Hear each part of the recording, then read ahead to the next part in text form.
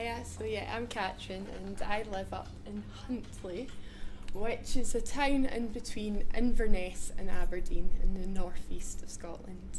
It has 4,000 people that live in it, but a catchment area of the school is another 4,000 that live out with. Deveron Arts has been running for 18 years. It first started when Cloudy, the director, and two other colleagues moved to Huntly, and they're quite international ladies, and they came to Huntly, which through the kind of oil boom, because Huntly, even though it used to be quite an agriculture town, it's a commuter town for Aberdeen for the oil, so you have a lot of people living there. And so they came there, and I think they were totally dissatisfied with what was on offer in terms of visual arts. They were used to living in London, Amsterdam, and Aberdeen unfortunately didn't have anything that held their interest. So they decided to start something on their own. And at first they carried out a feasibility study, and it was to see if they should have an art venue or an art gallery in Huntly, and it came back saying no way, it's not going to be successful. But they were still very keen to bring artists and to bring musicians and writers to the town. So we worked with this motto: the town is the venue. We don't have an art space to this day, and instead we use locations within the town and out with. So as Anna said, we work with a kind of 50-50 approach, and what this means is this is both in terms of the conceptual and in terms of the operational. So on our board we have a lot of people who live in the town. We have people like Sophie, and we have artist Louise Scullion, so there's that mix of local and out with. There's a mix of arts people on it and actual people that are teachers or the local councillor. This also comes when we work with funding as well. We work with, it's not just purely arts funding. We secure funding from lots of different funding strands, whether it's environmental or connected to the health. So there's that 50-50 approach in that as well. And the main 50-50 thing is that we work local, but we have a global outlook, and we have the community, but the criticality, the inside, but the outside visions. That's the kind of background. So like Louise, what I thought I'd do is show you a couple of projects that kind of give you an insight to what we do, and maybe talk about certain methodologies that we use. And I mean, this concept of staying is very interesting to us, because we've actually, Deveron Arts has been based in Huntly for 18 years. But we're at that point where Deveron Arts has now reached its adulthood, and we're actually looking for it to move away from home and look out with. So it's very interesting for us to start to look at that. So the first slide I've got is a project which was called Room to Roam. I think one thing about staying in a place, especially a place as small as Huntly, for so long, is that we build up really strong relationships. And one partner that we work with quite a lot is the Huntly Development Trust, which is a community development organisation.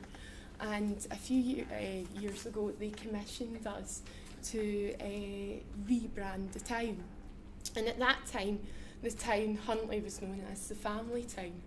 And this was actually quite problematic, because in one form, families would come into Huntly thinking, there's going to be loads of play parks, and there wasn't. And it alienated people who didn't have families. But also the rival town of Keith decided, that's the next one along, Huntly has a few, and they decided that the family town should be renamed the Incest Town. So obviously it was something that we wanted to rebrand. So we invited an artist, Jacques Hotzer from South Africa, and that's something as well with our 50-50 approach. We have about 50% Scottish artists and then 50% international artists. And he came and he spent 3 months, like all our artists, in Huntly. When he first came to Huntly, he brought this alarming thought that actually there was nothing special about Huntly. It wasn't the book town, and it wasn't, the most historic land. There was nothing special about it. And in that, it was special, and so what he found out, we have this a famous writer, George MacDonald, who has from Huntly, and he went on to inspire Tolkien and Enid Blyton and C.S. Lewis. And he wrote this poem called Room to Roam, which was then later taken on by the Waterboys and produced into a song. So at that point, it was quite nice because the Scottish government had brought in more land rights, and there's actually a policy that we're allowed to roam, and walkers are allowed to take over the land, and we kind of liked this philosophy. So we came up with the rebranding Room to Roam, and Mike Scott from the Waterboys came as well. He formed a band which only ever play Room to Roam. That's their only one song, and they get together for any town event now, and it's actually been adopted by the school. But it's also the Room to Roam branding is on everything in Huntly now, and this is our town collection piece. We talk about staying, but one thing that we have is we ask every artist that comes to leave a memento or an artwork within the town. And we like to say we've got the second biggest gallery after the Tate in the UK, because it's all over the town. So this is left in the Gordon Arms, and it's the lyrics that they used to practice the song. And they practiced it within that venue. And 3 years on from the project, and we have our Huntly Room to Roam project, Room to Roam signage, which is on the outskirts of the town.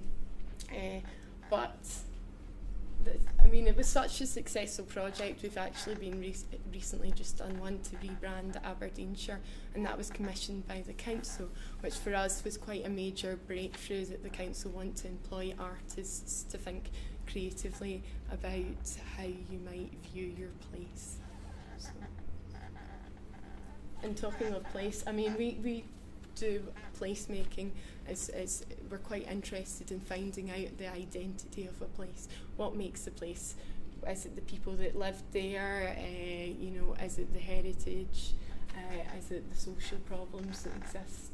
And one way we look at this is we do projects on people that came from Huntly that went out and made their name for themselves. And this person here is James Gordon, and he was the first cartographer to map Scotland, so it was quite an amazing deal. And we invited Maider Lopez, a Spanish artist, to come and live in Huntly for 3 months and to create a piece of work that would be inspired by him. So I'll just show you. So what she did is she decided to create a new map of Huntly and to get people to identify what they liked about the place and what they disliked about the place. So each stone means something different, whether I like this place a lot, I want it to stay, or that I like this place but it could change. And then on the day, people were invited to come and then to place the stones all over the town, wherever they felt was appropriate for that, And it was amazing because in Huntly we get quite severe winters. You get quite a lot of snow, and it just snowed, I think, the day prior to that. So it was lovely white with all these beautiful things. And this is the library. You can see that has a mix of stones. Well, our Orbs bookshop, which actually we have a local bookshop that's the woman's about to retire, and fortunately it's now been taken over by the book club as a community bookshop, and that you can see there that was very liked. But we talk about staying in a place, and in this project actually created quite a lot of rupture within the town, because one cafe in particular had a lot of stones that indicated it wasn't liked. And so it's your typical greasy spoon where the lady, the owner, used to stand out and smoke fags all the time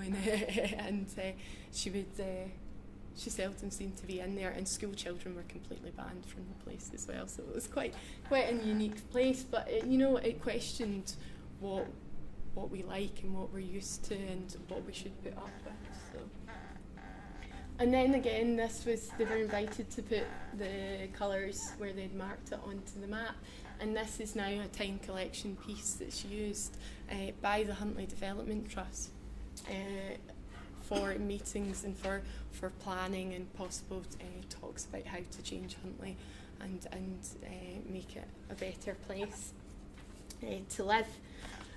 Another methodology that we use is called Shadow Curator. So in our team, I should maybe introduce as well, in our team it's Claudia, who's the director, and we have Kate, our project manager, and myself, who's in a quite recent post, which is cultural health visitor. And then we have, we're very fortunate to have 2 interns who help a lot with the projects and come up and live for the 3 months there. Another thing that we have is the Shadow Curator, and this was introduced by Nuno Sacramento, who is now the director of SSW, Scottish Sculpture Workshop.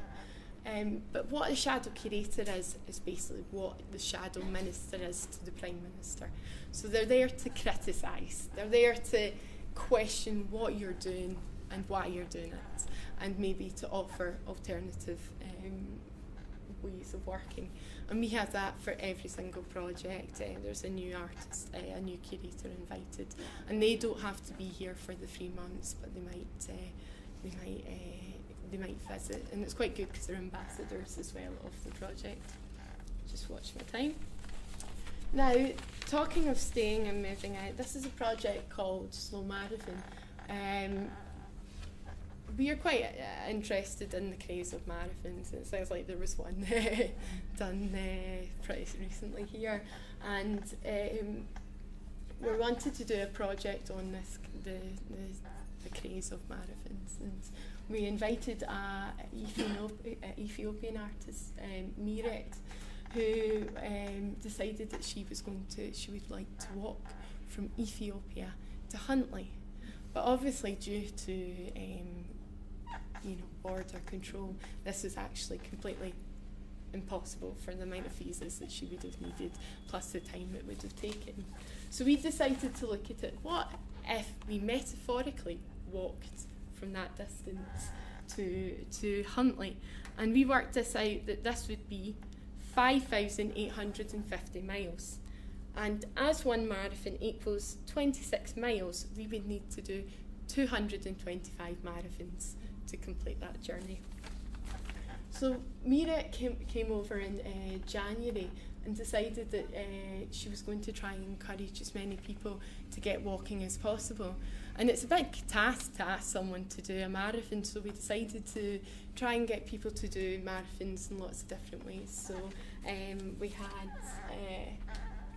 this is actually our counsellor who is blind, and obviously he said he couldn't walk a huge distance. So what he wanted to do was walk round the square, and he walked round the square 7 times, and he added a mile to that distance. And then we had the primary school walked round the playing fields, I think about 6 times, and they created I think about 6 marathons in their time. So we did lots of things within the town, and we also organised a slow marathon, which was a 26-mile walk, and it was about that walking but appreciating the slowness of a place, so appreciating what's around you and the nature, and taking in more rather than just running to complete this marathon and tick it off. So that was me out walking. And then she organised a marathon the next day in Ethiopia, which we actually Skyped the start of that so we could see people walk the 26 miles there as well. And in the end, she actually added up enough miles so that she could come to Huntly, go back to Ethiopia, and possibly come back again. So we're just waiting for that now. So, and that also took us on to, we've expanded a wee bit to, we're talking about staying, and we're at that point where Huntly, Deveron Arts has grown up, and we feel that though we still want to do projects that are deeply rooted in Huntly, we're at the point where we start to want to move out beyond that and to look for other methodologies of working, or use the methodology of the town as a venue to other places. And one way we decided to do this is looking at walking and forming a walking institute. And so we invite artists who are walking artists to come up, but we also invite artists who have never walked before, or use walking as their methodology to do projects. And was really formed out of the Slow Marathon. This project here is called Perambulator. It was actually done by a London artist called Claire Qualman. And she came up for a much shorter period of time. She came up for a month to Huntly, and she has 2 young children, and she's really interested in how a space can change for a new parent, and how you have to re-navigate the streets and I suppose how towns are planned for people who have different accessibility issues. So this was the last projects I've actually talked about. I was either an intern or a board member, so I maybe didn't have as much involvement in them. But this project, which happened in May of this year, was the first project where I really got to use the cultural health visitor as a tool. And what the cultural health visitor role is that I look at practiced health practitioner methodologies, like the health visitors, and then I apply them to situations to help people nurture people's cultural health. So, for example, one way the health visitors use as a methodology called early years development, and this means they work with mums prenatal, and then they work once the baby's born, and then they carry on a relationship with the babies for over 5 years. And so I was very keen to work on Claire on this project, and prior to her coming, I set up a baby group, and one thing that we have in Huntly is that we've developed these relationships. So the only one I've really touched upon was the Huntly Development organisation, but actually myself, Claudia and Kate, we are on a lot of boards within the community. Our social time is quite often used up going to parent council meetings, and I'm on the golf club committee and the Highland dancing committee, and we try to be active within the community. So then also the themes and the topics that are coming up that we use are actually coming from the community. So, and we try to get those topics that are not just applying to Huntly but have a more global aspect to them. So that is anything from, we've had something about obesity, but we've also had a project that was connected about wind farms, and another project that was connected about immigration and borders. So that's to give you a wee overview. But on this project I worked with the health visitors and also the community development, learning development. And from that I met quite a lot of different mums.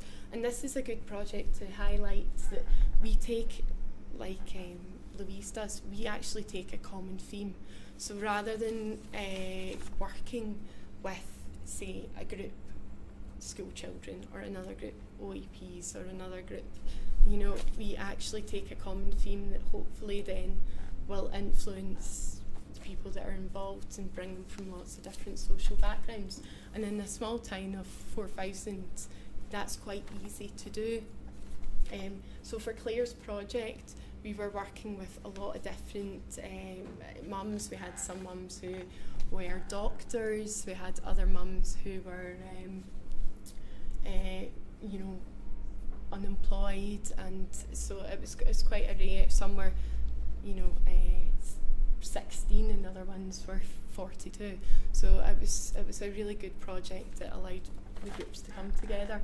And Claire came for the month, but prior to doing that I set this Bring Your Own Baby class up, which was a kind of just group session. And what we identified was actually in Huntly there's very little for mums with under twos to get together. There's actually very little space. The creches all seem to be starting from 2 years and up. So we created this space where they could come together, and there was we showed cinema screenings, and we had quite sensory classes, but ultimately it was about there being a meeting place for them to come together, so that when Claire came she could already have a group of mums that she could work with who had that interest in her project and understood what her intentions were. And then this allowed her pram walk, which she organised a mass protest pram walk for the mums to reclaim the streets of Huntly, and this was them on the day, and there was over 50 mums, which in Huntly that's quite a lot, and it was quite amazing because at one point they came up the street and there was a car coming, and it was like they were trying to take ownership of the place. And the good thing about this with the cultural health visitor that is now that Claire's gone, we're looking at ways to integrate it beyond the life of the project. So we're looking at organising regular walks, and also we're still working with the health visitors and working with the community learning team to make sure mums are more active, and that there's these provisions for under twos. So I think that's me probably on my 20 minutes. Oh, you're going to say something about that. This is a project we had Town as the Menu in Huntly. We have an amazing larder, like Aberdeenshire's known as the larder of Scotland. The produce is amazing, but the actual cultural eating habits within eating out are shocking. It's really, there's not a very limited choice to have any food. You come down to London and it's amazing what the range you can have. So Simon Preston came and created that a menu. But when I flipped menu. Through your slides, I have to say I read it as that. I was quite disappointed. I was quite excited about that. Yeah. So he created a signature menu, which then we worked with the local hotels and all the eateries and tried to get this on the menu. But it's a slow process. It hasn't changed overnight, Fantastic. It's brilliant. I think I'm collecting together so we've had regular residents from Louise, and we've got international ladies from you. This kind of catchphrases. There's always a depressing one around here that's usually coming from the council. This term, usual suspects, which is really problematic. That a lot of people locally who are very active get kind of branded. So I'm always interested in these kind of collective terms, which sometimes sound initially kind of slightly judgmental, but I think are really important, really empowering. Any immediate questions, Becky? I'm really interested in hearing you explain more about two things, about the relationship between the notion of health visitor and the cultural health visitor. I actually have really negative experiences of health visitors, not good ones, and so I tend to see them as the kind of instrument of the state, frankly. And so actually the two questions are really connected, both in relation to that health visitor idea and in relation to your talked about the local development agency. How easy is it to find a critical position when you're so deeply embedded in those kind of institutionalised notions of what's good for people or what's good for the area? Yeah. Well, I mean, I think firstly about this, the health visitor, the cultural health visitor, is trying to use more recognised methodologies so that then, within a town in Huntly, people understand, maybe also dislike the health visitors, but there's certain understanding of methodologies that are recognised and are accepted, and we want to kind of use them in a way that might explore something else, but I think you're right. I mean, that's what is so important about our shadow curator, and even my role is a pilot role, culture health visitor, and I've been here for a year in Huntly, and I've got another 6 months, and I'm hoping to create a kind of set of guidelines of how it could possibly operate.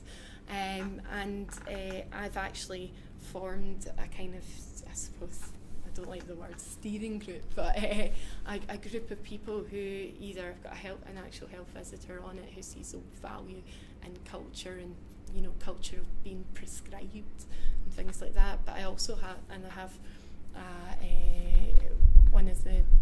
a lecturer from the Ninewells, the medical school in Dundee on it, but I also have people from arts backgrounds to sit and critique me, and that's what also Claudia has with the shadow curator.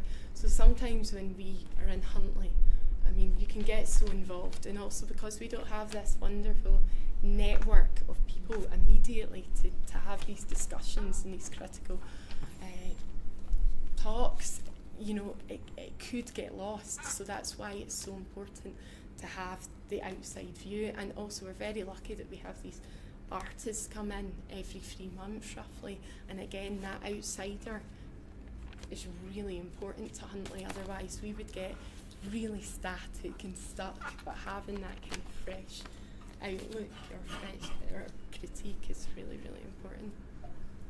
I think, Catrin, actually you're trialling a new idea just to see how it works. Oh, yeah, I mean, to tell you the truth, it's got its ups and downs, and I don't know if it's going to be successful by the end of the year. We're just using it as a kind of starting point for something. We don't really know what that is yet because it's early. Who was the place funded by? Creative Scotland, so which is pretty good.